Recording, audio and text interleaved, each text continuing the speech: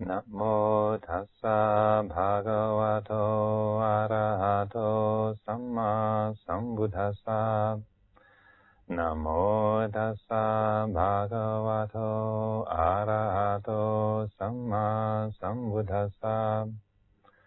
Namo tassa bhagavato arahato samma sambuddhassa. Buddhang dhammang sanghang namasami.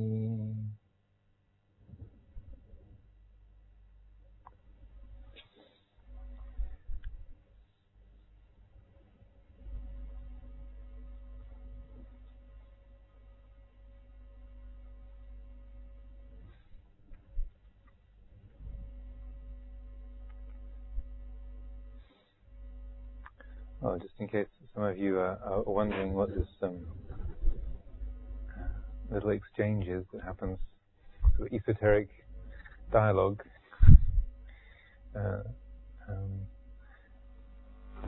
At the very beginning of the Dhamma talk, probably many of you are familiar, maybe some are not. But this is a traditional way of requesting that a Dhamma talk be given. And you might have looked at the translation in the chanting book, and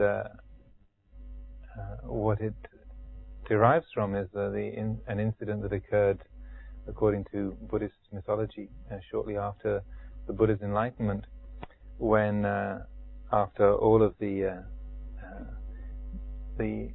eons of the Buddha developing the paramitas, the spiritual virtues, then having finally arrived at full and complete enlightenment, and contemplating the subtlety of the truth that he awakened to, and the extraordinary kind of abstruse nature of that realization, and sensing the kind of intractable thickness of human beings. Literally, the word for a worldling in Pali is putujana, which literally means a thickster, or a thickhead. That's what it means. Putujana means a thickie. So the Buddha, his first inclination was, there's no point even trying. And so his first thought was, if I try and share this insight that I've discovered, then this will just be wearisome and troublesome for me, and it won't do any good. So his first thought was not to even try and teach. But then, which is kind of interesting, after all those eons of preparation, that it was that was his first thought. But then, as it said, one of the Brahma gods, the Brahma Sahampati, who is the in Buddhist mythology is the creator god, the kind of CEO of the universe. And the Brahma Sahampati picks up this thought in the mind of the Buddha and thinks, oh no, the world will be lost. The world will be utterly lost. The mind of the newly awakened Tathagata is inclined towards inactivity. So beams down from the Brahma world and appears in front of the Buddha and bows down. Venerable Sir, there are many thicksters in the universe, but it's also true that there are a few beings with only a little bit of dust in their eyes, and so for the sake of those with just a little dust, then please share the understanding that you have awakened to. Be so kind as to endeavor to explain and expound the Dhamma for the sake of those the lightly dusted. And so the Buddha then, as the story goes, cast his vision around the world and realized, Sampati is right. There are a few with just a little bit of dust in their eyes. So for the sake of those, then he consented to teach. So we are the inheritors of that wonderful motivation that the Brahma Sahampati had all those years ago, and so this ever since then, following in the footsteps of the master, there's a hesitancy to share the Dhamma. Okay, an official hesitancy, and so that it has to be coaxed forth on every occasion, which is also why Buddhism is a non-proselytizing religion. We have a whole principle of not sort of knocking on people's doors and or stopping people in the street and sharing our insights with them. We might walk down the street and look highly noticeable, and be ready to attract attention and be a sort of flag-wearing Devaduta, a heavenly messenger, but we're not allowed to invade people's space uninvited. So it's that. I find it's a very beautiful tradition whereby that's still the way that a Dhamma talk is invited. I don't presume that you want to hear things that I've got to say, but then there needs to be that catalyst of stand-ins for Brahma Sahampati, or come forth. And these are hard times, right? But Buddhas are hard to come by, and Brahmas are also pretty rare. But we're still in the ring.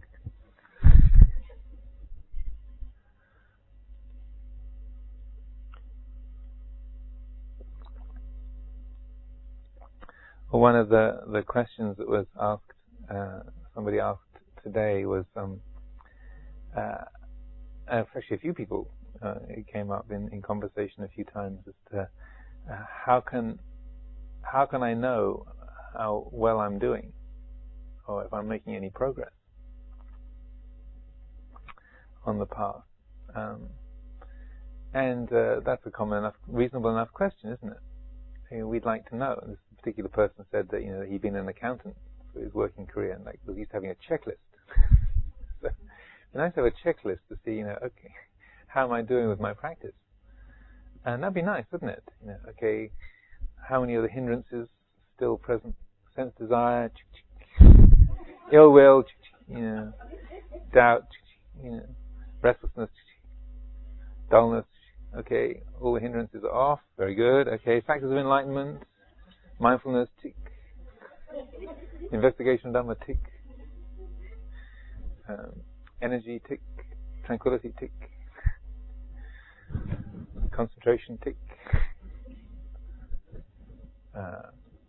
Probably missed one, haven't I?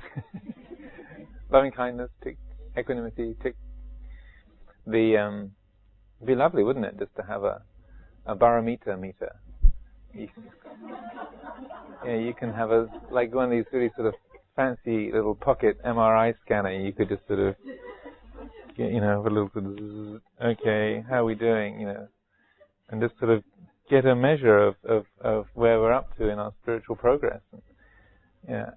Actually, last year I was at this conference at MIT with the Dalai Lama and a whole crowd of mind scientists, and they are actually doing MRI scans and sort of these 256 electrode EEGs, and they can track the area in the brain exactly where compassion is generated, and the spots exactly where the way you can detect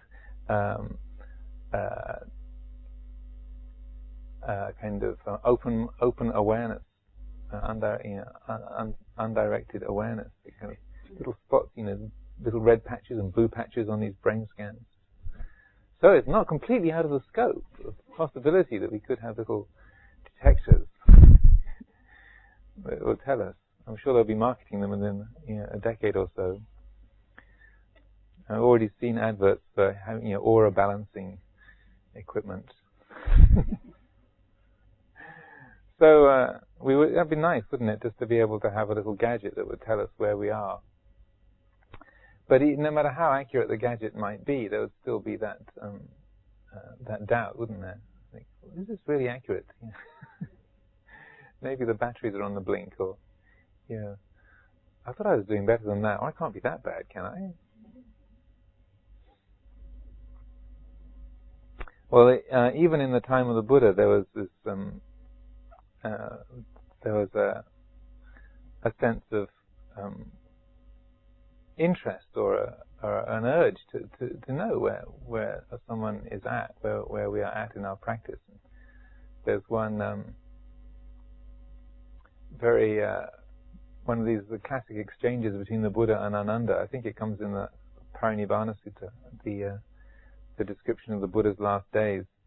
And they've been staying in one of the large towns, and Ananda starts to ask the Buddha, what the places, what sort of realm various different people have been reborn, disciples of the Buddha, and he starts to ask about this one and that one and this and the other one, and then how many stream enterers there are, how many once returners, how many non-returners, how many arahants. It goes on and on and on in this way, and then eventually the Buddha says, Ananda, there are many people who pass away every day in Saketa and Savatthi and Ujjaini and Kosambi and all these places. And if you're going to ask me about where every single one of these people has been reborn, this will be wearisome and troublesome, vexatious for the Tathagata. So then he says, Ananda, if you want to know, a surefire method for figuring out, whether someone's a stream enterer or not, or where they've been reborn, then you can apply this teaching called the mirror of the Dhamma. And what it comes down to is very, very simple, really. It says, if someone has unshakable faith in the Buddha, the Dhamma, and the Sangha, and if they're pure in virtue, then you can definitely say that person is a stream enterer. So Ananda, go. Take that and figure it out for yourself.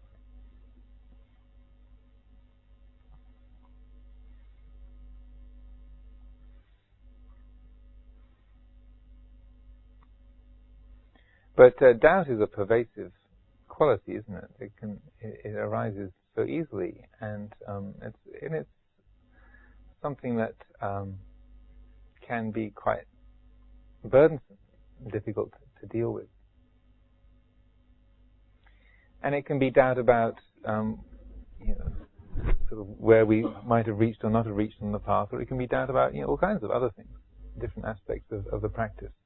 And so doubt as one of the hindrances, the Buddha compared to, I think it's when he compares the five hindrances to concentration to different kinds of water. He said sense desire is like water with dye in it, and that ill will is like water that is boiling, bubbling with heat. That restlessness is like water that is blown by the wind and is all wavy.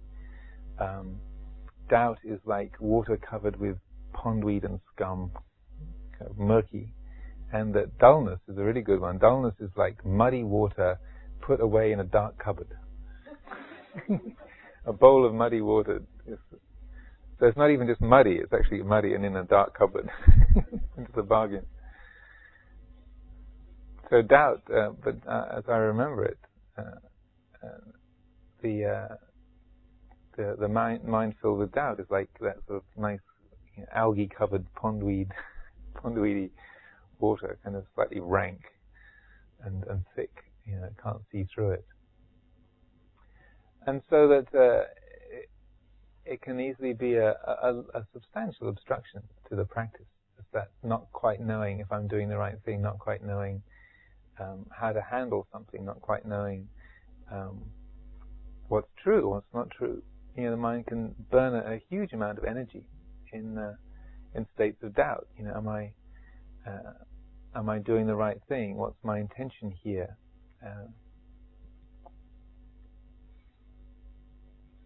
And so one of the most, and because we are particularly in the growing up and living in the West, we have minds that are trained to think. We actually are schooled to and encouraged to speculate and to doubt, to create ideas and to juggle ideas and be able to sort of manipulate concepts, to actually trained to to debate around pointless subjects. Ever though there isn't any of you went to school or university debating societies, and you sort of pull a subject out of a hat, and it would be something like Napoleon was right. And then it's either your job to oppose it or defend it, and so you make up an argument off the top of your head for something that you have absolutely no interest in whatsoever, and you might not even believe in, but it's your job to defend it. So we come up with an argument. So we actually have an education system in a society that schools us to have opinions about things and to create, to take positions and create arguments about things, even when that's very insubstantial. So it's no wonder that with the mind sort of steered in that way and guided in that way, that it's continually able to grab things and just create problems out of them. Like, am I doing the right thing? Should I be doing this? Is this right? Should I choose Bengal spice or peppermint?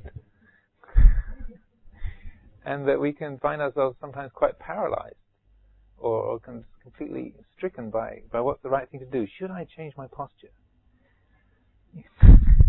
Whether it is nobler in the mind to bear this agonizing knee pain, to suffer the slings and arrows of outrageous knee pain, or to take arms against the sea of troubles and move my posture and get rid of it. What should I do? In America, they have a name. They have of that feeling that you get when you go into the supermarket and you're confronted with 18 different kinds of orange juice and 53 types of bread. It's called option paralysis, where your mind is just frozen.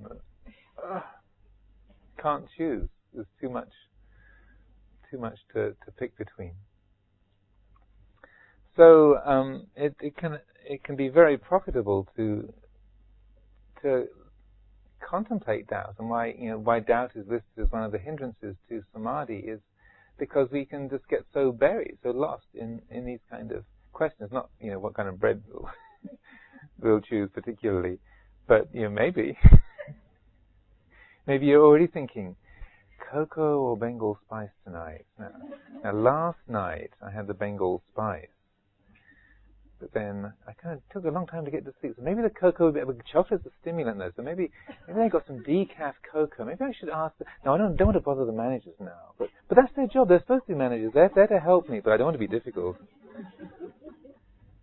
Maybe I should write a note to Ajahn Amaro and say, Ajahn Amaro, what should I do?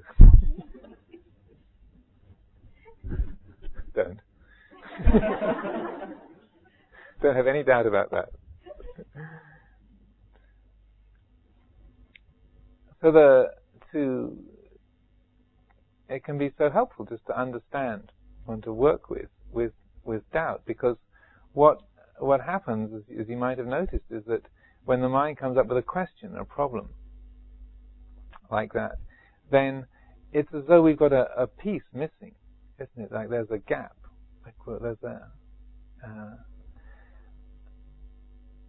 we're like a question that's missing its answer. Like this incomplete thing, like an ambulatory question. So looking around, and we want to find our answer.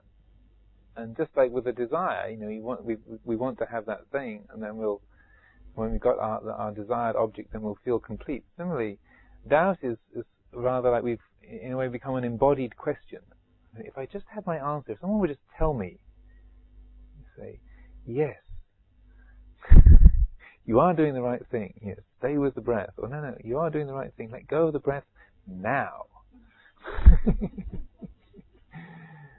But if I just had my answer, if someone could just tell me, then I'd be happy.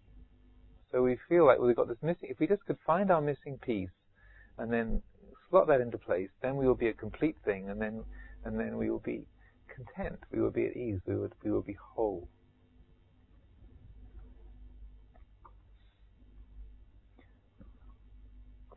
So the problem is that we buy into the question, and the more sort of juicy or philosophical or unrequitable the doubt is, the more that it's impossible to really know, then the more that the thinking mind feverishly endeavors to come up with the right answer. We try to think our way rationalize our way to the right answer. And the more adept you have, the more of a kind of active and competent thinking mind that you have, the worse it, the worse the problem. Right? So this is where cleverness becomes a genuine curse, and that if you have a pleasantly simple and uncomplicated mind, is that you can only go, the range of possibilities is quite comfortable and small. If you've got a fertile, creative, brilliant mind, then it just the field of conceptual proliferation stretches out in an immeasurable vista in all directions.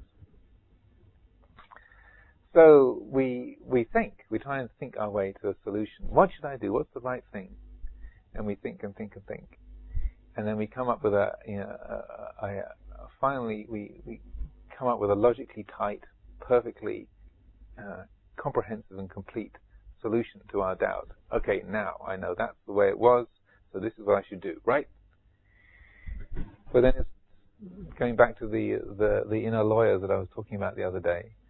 It's like a sort of an inner court battle where one lawyer makes the case, and then the other lawyer says, Milad, objection, and then the other lawyer sort of wades in and makes the whole case for the opposite, and then completely opposes that particular watertight solution that you thought you had, and suddenly you realize there's all kinds of holes in it, and you got to kind of yes, but what about this and what about that, and on the other hand there's this and this. So then okay, and back and forth and back and forth and back and forth. The mind, the thinking mind, continues to try and make a case that will stand up and be whole and complete. It'll be the right thing. But my experience is that you can't think your way to the end of a doubt. I've got one of those irritatingly fertile minds, and even if you're doubting whether what I'm saying is realistic or not, I can assure you, at least, you can think and think and think for days, and come up with a whole, absolutely convincing solution, and then there's that niggling little voice that pops up and says, "Yeah, but on the other hand, there could be things that you haven't even thought of yet that might be at play here that you're just suppressing so efficiently that you don't even know that they're there. But it might be the real thing that actually matters. And all the rest is, all of this verbiage that you've come up with is just a smokescreen for that real thing, the real issue that you're just hiding from. So completely in denial of, you have no idea what it might be. But it could be there. Shut up! So on it goes, back and forth and back and forth. So the most helpful way to work with doubt, I find, and Lumpur Sumedho has been an extraordinarily good teacher in this respect, because my mind is not terribly prone to doubt, but when I do get one, it's usually a real stinker. It can go on for days or weeks. So what you find is, if you start out with the principle that you can't think your way to the end of the doubt, because no matter how perfectly you think, there's always that on the other hand factor. So the most effective method, the only real method that I found that really works, is to recognize that when a doubt presents itself, it's saying, I am incomplete. I've got a piece missing. I'm missing my answer, and when you've come up with the answer, when an answer has arrived that fits the gap and kind of slots into the bit that's missing, then I will be complete. So we believe that scenario without question, right? That a doubt arises, and we think, this is incomplete. I need an answer to be whole. But when we look at it in its essence, actually that's not the case at all. That's not really what's happening. So a number of years ago, again harking back to the past as an example, many years ago, when I used to share the office here at Amaravati with Ajahn, the two of us were monastery secretaries. We sort of did the job together. He was officially he was secretary of the English Sangha Trust, and officially I was the secretary of Amaravati, but we overlapped a lot, and we shared the office together. And so we did this for 2 or 3 years, and I started to notice that I had a lot more responsibilities than he had. I seemed to be taking on a whole variety of different tasks, whereas he just seemed to be able to sort of stick with his, the stuff that he was working on, and not get drawn out into, solving, other issues around about the monastery. And so I was perplexed as to how he was doing this. The rat. How come I end up with all the jobs?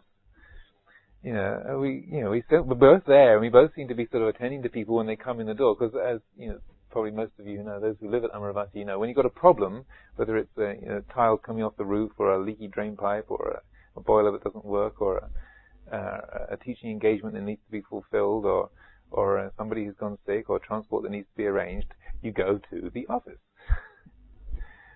And so that what would happen would be that everywhere in the office together, someone would come through the door, and they would say, "Oh, Ajahn," or they'd say, "We've got a boiler that's gone out in the monks' vihara. We need to fix it," or "We need transport to get Sister so and so down to the doctors," or "We need the roofers to come in and fix the roof on such and such." And I began to notice what was happening was that when someone would come in with a question or a problem, then the way I would respond to it was say, "Oh, okay, let me see if we can find a roofer," or what kind of boiler is it, or what time does Sister have to go, is the van being used today, etc., etc. I found that I was sort of picking up the problem, in the terms in which it was offered, and I began to see that what Ajahn Pema was doing, bless his heart, when someone came in and said these same sort of things, the roof's coming off. What are we going to do? And he would say, "Good question."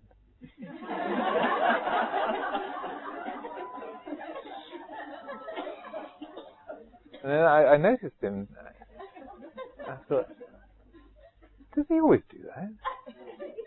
And then the next time, as people are aware, there's a lot of traffic through the office, and several times in a day, then these kind of things would come through the door. And I noticed that almost invariably, whatever it was, his response would be, "Good question."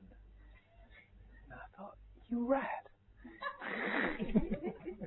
And so, whereas I was sort of unwittingly sort of picking up the problem and making it mine, I was suddenly found myself responsible for solving it or finding a solution to it. He was just saying, "Yeah, good question. How are you going to answer that? What are you going to do about that?" And so it was one of those simultaneously impressed and irritated feelings, but it was also quite insightful. I really appreciated it, because the thing that I could see was that, I'm just picking up the question and I'm sort of answering it in its own terms. But what he's doing, he's actually saying that this is a question. This is a whole thing in and of itself. That it's not really got a piece missing. That in itself, this is just a question. This is some description of a particular aspect of the universe, and it's like this. So then you realize that this is the same way with the doubts that we experience internally. When it says, "What am I going to do? What am I going to do? What am I going to do?" You can respond in the same way.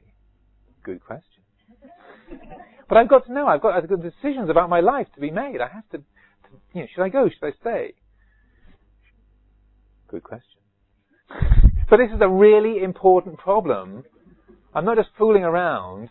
This is not just some kind of random theoretical issue. I've got a serious problem. My knee is hurting. Should I move or not? Good question. So that by that, at least momentary refusal to buy into the kind of demandingness of the doubt, to say that this is actually a question. The feeling of a question. It arises, it states its piece, and then it fades away. And we discover, to our amazement, is that when the question fades away, nothing is missing. Isn't that strange? And now it's not that we always just sort of ignore every problem and the things that that are requiring us to be involved one way or another. It's not just evading responsibility. But what we're doing is just taking a step back from that and not buying into it in its own terms, so that we're in a way noticing the space around that question, or seeing that that is a particular feeling. That's saying, when it's in existence, it's saying, I've got a piece missing. But actually, it's a whole thing. It arises, it does its thing, it says, answer me, answer me, answer me. And then it fades away. And in some respect, nothing is missing once it's faded. Many years ago, again, there was a monk in this community who had been, when he was a teenager, he was very obsessed with he was very pious, very religious, and his family was kind of sort of materialistic, scientific parents, but he was driven by a very strong religious sense, and he was very devout Christian. And then he went away to university and was studying mathematics, but he became obsessed with this doubt as to whether God really existed or not. And his mind got completely caught up with this question: does God exist or not? Because I have this very strong faith, but then if God doesn't exist, then this is all a waste of time. I'm completely missing the point. And his mind latched onto it and became completely obsessed with this question: does God exist or does he not? Until it was just burning away day and night, and incessantly. And then he said he woke up one morning. He was living in the student apartments at the university. He woke up one morning and just went to the bathroom, and sort of halfway through making his breakfast, and he suddenly realized, oh, I've been awake for 20 minutes, and I haven't worried whether God exists or not. And then he had the insight: if I don't think about it, it's not a problem.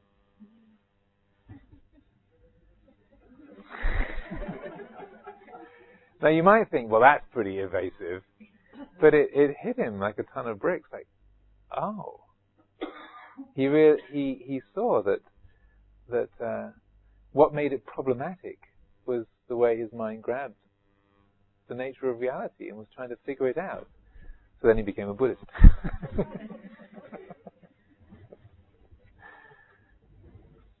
So when we experience a doubt, the mind filled with a particular question or taken up with a problem, what should I do? What's the right thing to do here? Then the way to respond to it is, the first thing to do is to recognize, even though it's telling you that it's got a piece missing, just to recognize, no, this is actually a complete thing in and of itself. And when you allow it to, and sometimes, and the way I've experienced this, sometimes that it can be extremely irritated. It's like there's this deep frustration of the, because if we get very identified with a problem or an issue or a doubt, there can be this deep kind of frustration or rage, like this question demanding to be worried about. And if you keep saying, no, I'm not going to buy into you, you get quite heated and irritated that you're not believing in it properly. You're not kind of going along with the game. And but if we just train ourselves just to watch it come into being, do its thing, and recognize this is just a doubt, this is a question. It arises, it ceases, it's not self. Then we're leaving space around it, and it's, in a strange way, it's out of that spaciousness that the insight into what's actually going on, or the way to respond, or if some action is needed or not, will arise from within that spaciousness. I remember one time I was on a retreat in the Hammer Wood, solitary 3-month retreat. My mind had got particularly obsessed with a doubt, and I kept working with it in this way. And the reason why I was coming to mind about the sort of irritated frustration was that I kept letting go of it and saying, well, this is a doubt, it arises, it ceases, not self. And so then it kept, but there was always this kind of this doubt about the doubt. Well, you're just sort of trying to wiggle out of this, aren't you? It's just a clever way of not facing up to your responsibilities. You're just being a weasel. And so it was this uncertainty whether just working with it in this way was just evading this genuine problem that I had to make some sort of decision about, or whether this was really the voice of wisdom that was saying, that was speaking. Anyway, I remember quite clearly I was washing my alms bowl after the meal time, and I was just by the little kuti in the forest, one called the Hampstead Vihara, up there in Chithurst Forest. And I was just washing my bowl, and this doubt was sort of raging away in my mind. And I kept saying, it's just arises as it ceases. It's just another mental formation. It's not, it arises as it ceases. It's not self. And then it was like it got so intense. It was like a voice in my ear. And what it said was, if you excuse my language, well, I'm just reporting what I heard. What I heard was, listen, these are real problems that it's your responsibility to worry about. And I'll never let you rest until you admit it, you bastard. And I thought, this doesn't sound like the voice of the Buddha. The Master would not address his disciples in such a way. I suspect this is the voice of Mara.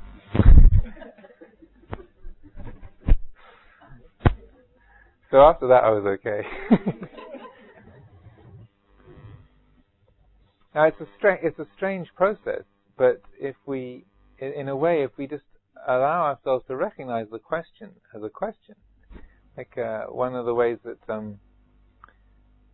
Brother David Steindl-Rast talked about this is a Cistercian monk who also is a meditation teacher. And one particular workshop he was leading about monasticism, Christian monasticism and mindfulness and the sensory world. And he had this very neat way of talking about the 3 basic vows of Benedictine life, of poverty, chastity, and obedience. And he kind of reframed them a little bit. That poverty he called renunciation, and chastity he called celibacy. But obedience, he expressed as obedience. And he said each of these 3 is represented by a particular conundrum. And so, renunciation was embodied in the conundrum when I let go of everything, nothing is missing. And then celibacy was represented by when I am completely alone, I am fully at one with others. But then the one that comes to mind in respect to this is obedience. And he pointed out that the Latin source of the word obedience is ob audiens, which means completely listening. And so obedience, he said, is not just obedience to what the abbot says, but the spirit of the vow of obedience is obedience to the word of God in the Christian terminology. So, but obedience literally means to be completely listening. And then the conundrum that represents that, I found really intriguing, because the way he framed it was, when you drop the question, the answer appears.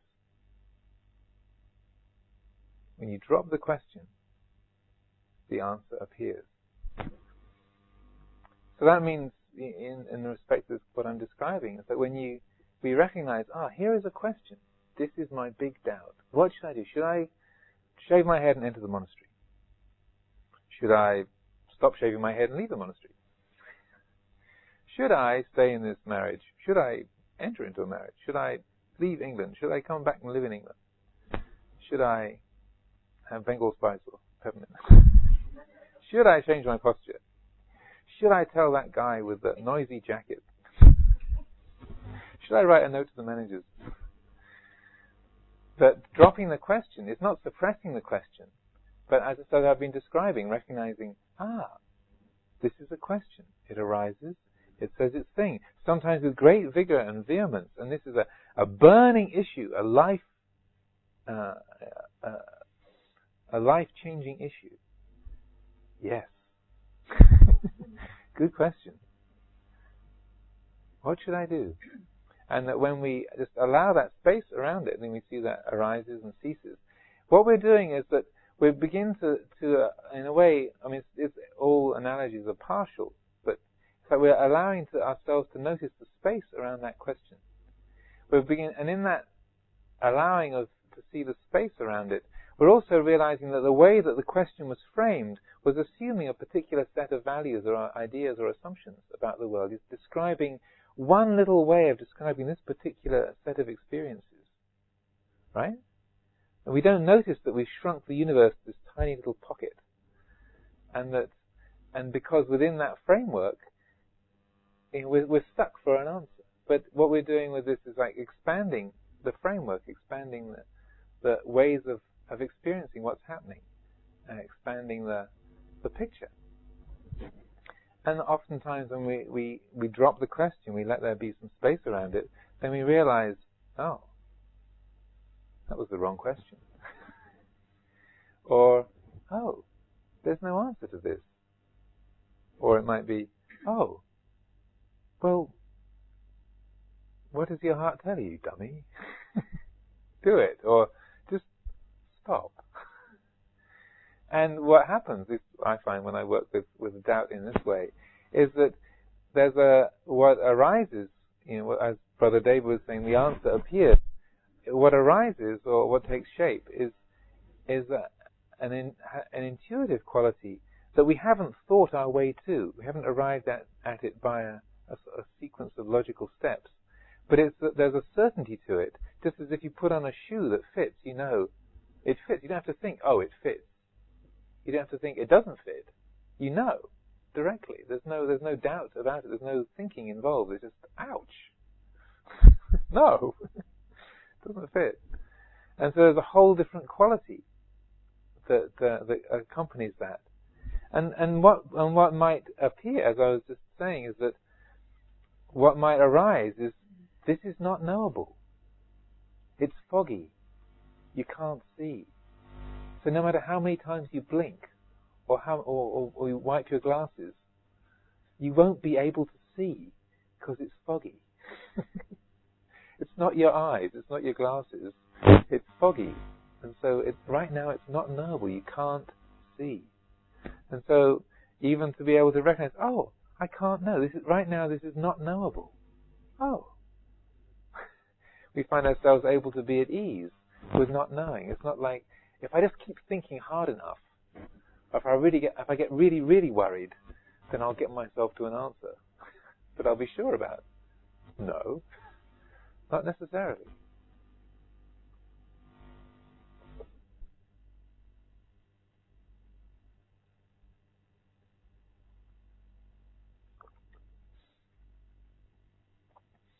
So there are obviously 10,000 different things that we can doubt about, but in terms of the path, or in terms of our practice, or what we're endeavoring to do here, essentially, and what there's the doubt that's talked about in terms of the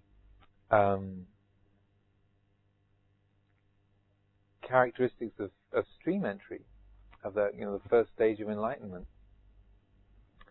It's the doubt is not whether it be Bengal spice or peppermint, but the doubt is what is the path and what is not the path, to be able to know, to be sure what the path is and what the path is not. And so that, in a way, is of a a particular significance. So sometimes when people see that a phrase like "getting beyond doubt," it's easy to wonder or to assume that, oh, this means if any kind of question arises in my mind, obviously I haven't arrived at stream entry, because if I was beyond doubt, I would instantly know peppermint, or or move my legs now, or it's not the question of never having any uncertainty being experienced. It's not a question of there never being any choices before us, or always being absolutely assured of what to do in any one particular moment. But it's specifically aimed at knowing what the path is, and so that in this respect, it's just a way of knowing that just kind of what I was describing, that if a thought arises, there's a knowing. This is a thought. It arises, it ceases. Here is a question. It arises, it ceases. Here is a feeling. It arises, it ceases. Here is a burning passion. It arises and ceases. Here is an anxious tremor. It arises, it ceases. Here is a feeling of identity. Here's a feeling of this is mine, mineness. It arises, it ceases. So that knowing the path is simply that readiness to apply that insight moment by moment, to see that every factor of experience, every facet of experience, it can only be a pattern of consciousness that arises, does its thing, fades away, and is not self. So it's a confidence from our own experience that that's the fact, that is the true nature of things. So stream entry is characterized in several different ways in the scriptures. So it can be letting go. Classically, it's defined as letting go of attachment to rites and rituals, attachment to personality views, sakaya ditti, and getting beyond doubt. Doubt as to what is the path and what is not the path. And so these can all sound a little bit sort of remote or out of reach, and there can be that doubt. Well, how do I know that I've got beyond doubt? Or how can I know that I really seen through personality view or not? And Ajahn Sumedho would often tell stories of how he would be chatting with Ajahn Chah, and he'd be trying to sort of trick Ajahn Chah into telling him whether he was a stream enterer or not. And you can probably guess that was absolutely fatal. Since Lumpur he had extraordinarily acute antennae, so he could probably see it coming from about 100 yards away. And so anytime Ajahn Sumedho was sort of wheedling around to that, or just sort of bringing up the subject, or sort of leading into wanting some sort of little remark dropped by Lumpur, he'd pick it up and really give him a run for it. And as he would end up saying, it's Sumedho, if you need to ask someone else to tell you, then you're still in doubt, and if you're still in doubt, then you still haven't arrived at stream entry. Or maybe you have. So it's pushing us to know for ourselves. Another way it's characterized, as I was saying before, is that unshakable faith in Buddha, Dhamma, and Sangha, and to have impeccable sila, perfect sila, and keeping the 5 precepts.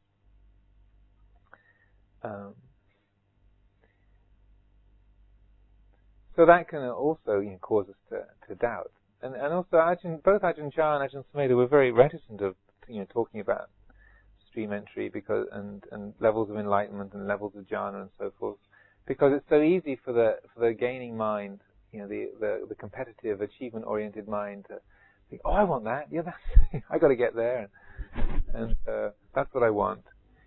And so then that very gaining mind, the very achievement-oriented, competitive mind, then that, or as I was describing, the sort of becoming tendency, that then actually obstructs the effectiveness of the efforts that we're making that will bring about stream entry and the development of jhana and so forth. That the very sort of habit or act of wanting it and pursuing it obstructs the very way that it would be realized. But it certainly is having said that, it certainly is a goal worth aiming at, and that in Buddhist psychology, it's said that that once stream entry has been realized, then one is reassured of never being reborn in any of the lower realms, as an animal or as a ghost or in the hell realms. That you have a maximum of 7 more lifetimes in the human realm or higher realms, in the Deva realms.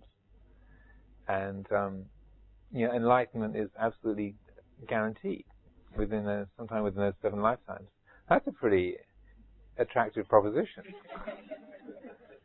And then there's a whole sequence of suttas in a section of the Samyutta Nikaya called the section on the breakthrough. There's also a whole big section on stream entry. But and the Buddha says, he picks up a little bit of earth, soil in his fingernail and says, "What do you think, monks? Which is more, the earth that is under my fingernail, or the great earth, the planet itself? Which is greater?" "Well, Lord, the amount of soil under your fingernail is very, very small, and the great earth is very great." They are incomparable. There's no way you can compare the two. The one is vastly, immeasurably greater than the rest, than the other. And the Buddha says, well, even so, monks, the suffering that one who has arrived at stream entry can expect to experience through the rest of their existences is comparable to the soil I have under my fingernail, whereas the suffering of someone still bound in samsara is comparable to the size of the great earth. And then the next sutta is, what do you think is greater, monks, this drop of water or all the waters of the 7 great oceans? And then, on and on and on. Each of these sort of examples where one very, very tiny, small thing and one huge, vast, immeasurable thing are compared with each other. So the Buddha certainly promoted very actively, the worth of arriving at stream entry. And also, it's something that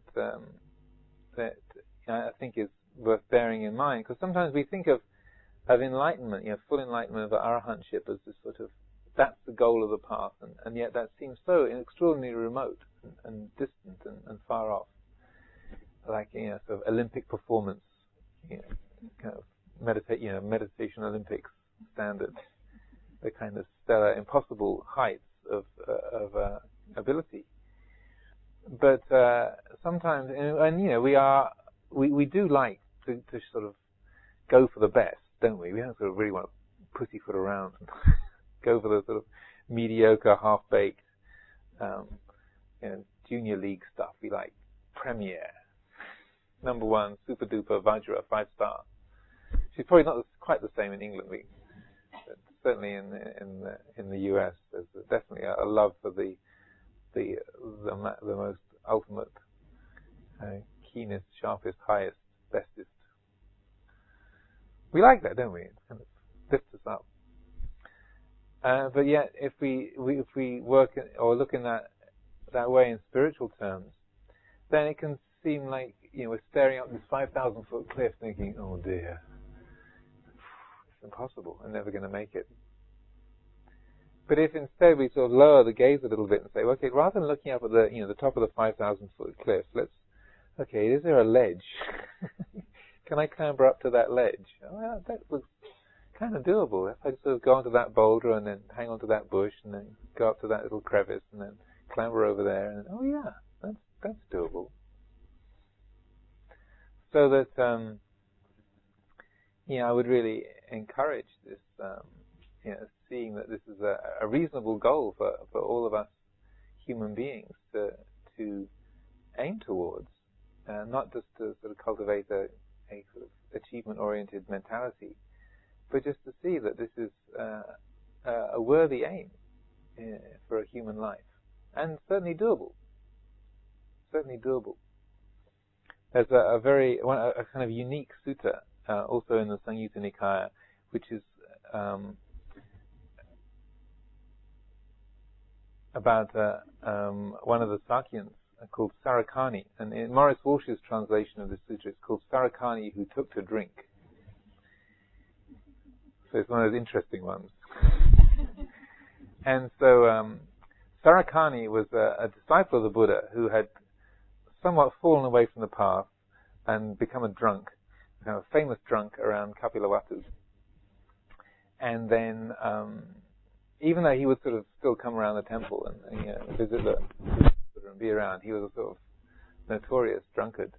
And then, when he finally died, as they do, as I was saying earlier, people would come to the Buddha and say, "Where has so-and-so been reborn?"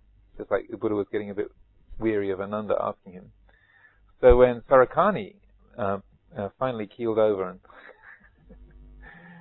breathed his last, then some of the Sakyans, I think it was Mahanama, who was the king of the Sakyans, was talking to the Buddha and said, "So, Venerable Sir, where did Sarakani, who took to drink, where did he end up?" And then the Buddha said, "Well, Sarakani the Sakyan, he when he passed away, he was a stream enterer, so he's bound for enlightenment, no longer subject to perdition." What? But he gave up on the path. I mean, he fell away. He is a drunk. He can't possibly be a stream enterer. And then, word quickly spread around Kapilavatthu, and the gossip spread about, "Gee, anyone can become. It seems like anybody can become a stream enterer these days." It really devalued it. Even Sarakani, who was a hopeless drunk, the Buddha's even declared him to be a stream enterer. It's like, gee, the pound's gone right down. Even a hopeless lush like him can get the green light from the master.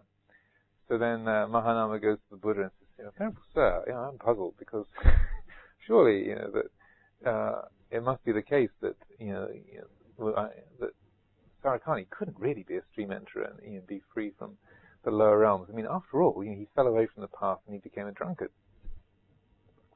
And then the Buddha then describes these different levels of realization of faith and commitment and what would qualify one as a stream enterer. And then he goes through these having different degrees of wisdom and faith and so forth. So even someone without acute states of wisdom, even someone without a deep quality of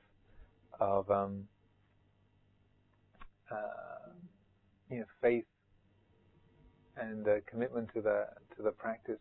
He said, and he goes through his whole list of 7 different levels that I won't bore you with, but he said, but even if one, Sarakani, so even if one simply has love for the Tathagata, even if there's just that amount, if there's just that veneration, a love for the Tathagata, that alone, even if everything else is missing, the whole rest of the thing is shot. If you just have, if one has love for the Tathagata, devotion to the Tathagata, that is enough to qualify one as a stream enterer. He said, even, Mahanama, even if these sala trees here, if they could be said to have such love for the Tathagata, I too would declare that these sala trees were bound for enlightenment, no longer subject to perdition, and could be ranked as stream enterers. And he said, Sarakani fulfilled the training at the time of his death. So, even though he was a falling down drunk, even at the time of his, just as he, from the way the story goes, just as at the time of his death came, that he was able to reflect on and to be able to bring to mind that no matter how far I lost it and missed the path, I love the Buddha, and he was the one good true thing in the world. I mean, I'm just sort of guessing with that kind of thing that Sarakani would have established his heart in that devotion and love and trust in the Buddha. And that was enough to get him under the fingernail rather than just lumped him with all of the rest of the great earth. So I'm saying this so to realize it's not impossible. I'm not encouraging everyone to go back to the bottle. Although it might be tempting, sort of day 4 or 5 of a retreat with a little anesthetic for those knees, little medicinal brandy. Or it's not that I'm advocating a return to the bottle and just sort of risking. Well, if I can just remember that, to love the Buddha at that last moment, hey, that's great. Well, personally, I wouldn't risk it. That was the case for Sarakani, but it's a bit of a chancy, a chancy affair. But just so that one can recognize that it's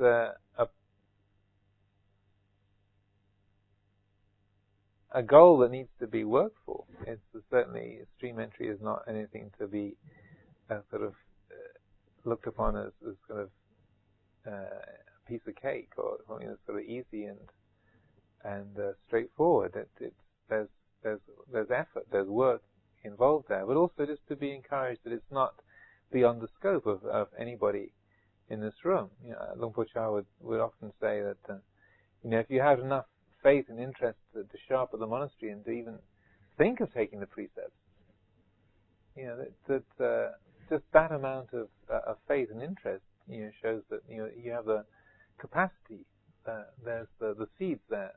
There's the potential there for realizing that goal, that possibility. That's why he would get the novices to give Dhamma talks. People say, well, how can a novice, or even the Anagarikas have wise things to say? How can they be teaching Dhamma? Well, if they had enough wisdom to make the gesture of renunciation, to shave their head and take on the precepts, they've got enough wisdom to share with others. So this is all just by way of encouragement, not underestimate the capacity that we have, and that the patience and endurance and commitment that everyone here has shown, survived 4 or 5 days of retreat, and this is no small thing. And probably some of you are feeling damn right. Not even not small, it's big. It's a lot. It takes a lot, and so it's easy for our critical mind, ourself, the kind of inner tyrants, the inner critics, those kind of grumpy members of the committee, to say, who do you think you are? You're no good, and you're useless. And he's not talking about you. It's all these others that he means. It's not really you. We're not kind of wretched little you. You the failure, me the hopeless one, me who's past it, me who's sort of really got a bit missing. And it's all the others, those kind of ones that are so serene and peaceful, emanating loving kindness with every breath, haven't got problems like me, or kind of nasty habits like me that no one else knows about. So just be able to, in exactly the same way, to say, well, thank you for sharing, as we say in California. Thank you for sharing, but duly noted, and just let them be part of the committee, and you don't give those voices the chair. Leave mindfulness and wisdom as the chair of the committee. Just say, listen to learning to listen is like listening to those voices of the inner critic and that self disparaging habits. Just say, okay, that's one view of it. Just as the inflated egomaniac is, I'm the one. It's me he's talking about. What do you mean stream entry? That was last week. Hey, it's anagami or bust by Friday. Yeah, thank you for sharing. Messiah by Sunday. Yes, duly noted. Thank you very much. Okay, back in your chair. So we learn to listen to all the different members of the committee and just take it all in and say, all that arises, passes away, is not self. You know, it's another voice, another thought, a feeling, it comes, it goes, it changes. That's all. That's the path. Just to know that much. So I offer this for consideration this evening.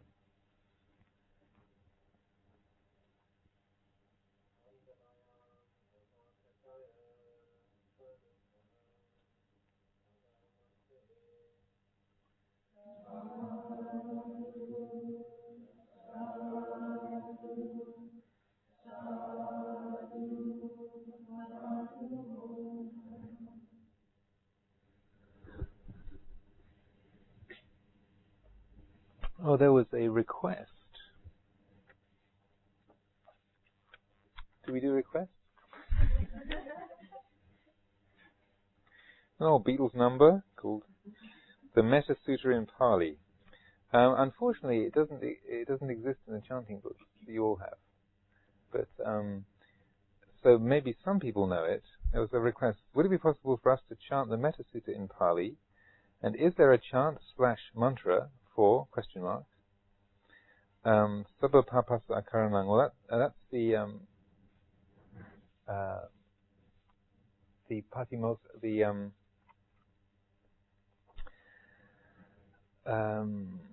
the discourse that the Buddha gave on the first Magga Puja, the Ovada Patimokkha, which also isn't in these chanting books.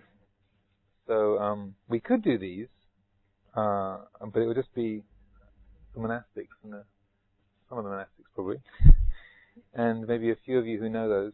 Or we could call upon our wonderful managers to print up some copies of the Metta Sutta in Pali and the Ovada Patimokkha for a future day, and then we could pass those out, and then we could chant them on a different day. Yeah. Okay. So we'll just go with the old Metta Sutta in English to finish the evening.